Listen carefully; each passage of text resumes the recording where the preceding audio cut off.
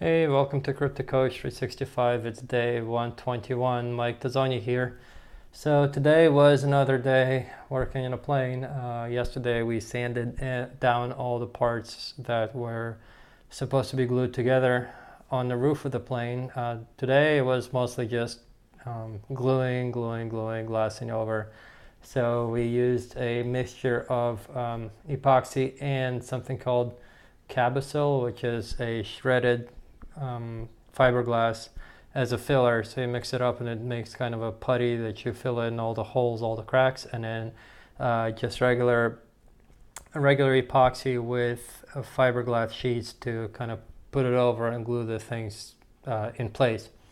Once that's done, with the sheets are glued on and the epoxy sticks and hardens, you just sand it off and it's pretty much on there permanently. Like, that's very strong bond, makes a very strong airplane component that just will not break off unless I don't know, you'd have to probably smash it with a sledgehammer for that stuff to come off.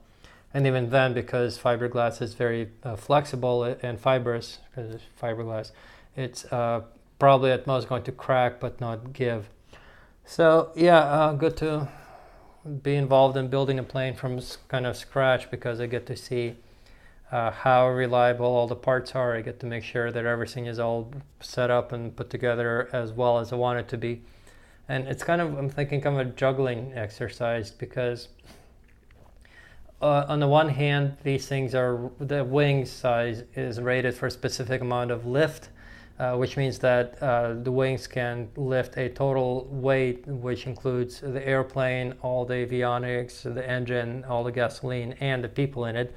So if you lump on way too much stuff on a plane and make it too heavy, you're not going to be able to carry as many people. On the other hand, this plane is a very high performance airplane. It's supposed to do about 200 miles an hour or more, which means that it's got quite a lot of air pressure, possibly a lot of vibrations, buffeting, and G-forces. So you want to make sure that you don't go too light on the materials, because you want to make sure that it's really strong and can withstand that kind of speed. So, but yeah, trying to kind of over-engineer it in a way, like not too much, but I am kind of not saving on materials too much, because I do want it to be strong enough to be able to fly it fast if I need to. But yeah, it's coming along. Second day, we still got 2 more days to work, and then Friday I'm heading home to get back to some other work before I fly out to meet up with some more business partners.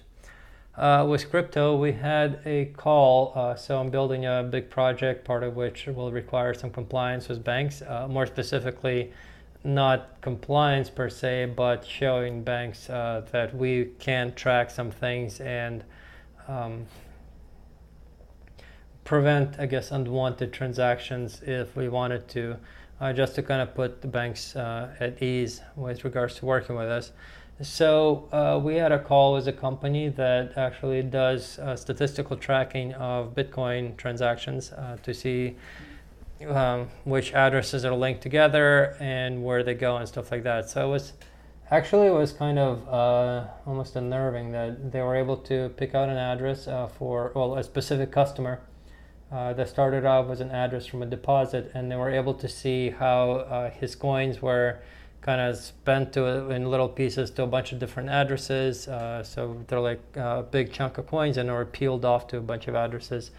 And then how some of those addresses ended up going to one of the black markets, and then there was another one that was spent someplace else and then was lumped together with a different coin that went to a different exchange. So they were able to figure out that both of these coins also belong to him.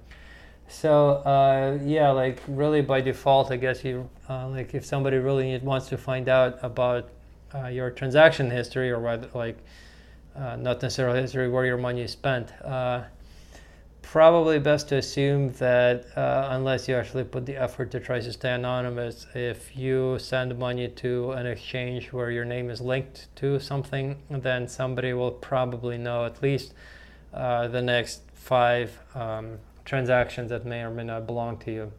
As I explained earlier, if you use HD wallet, which is where you every transaction creates a new address. You might send you will send all your money out, and then one of the transactions comes back to you as a change, another one goes someplace else to a merchant.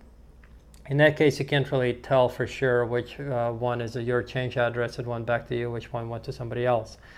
You kind of can in some situations, like if you send exactly $20 worth of Bitcoin out of $1,000 that you might have, you could probably guess that the remainder of that is your change and the $20 is something that went out. But generally, yeah, within, I'd probably estimate within 5 transactions of these kind of transactions, you can probably still have your identity or your coins still linked to your identity going forward. Sorry, phone calls.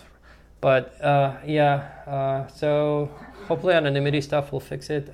For now, our this service that we went over, that we were demonstrated, should do pretty well for our compliance requirements.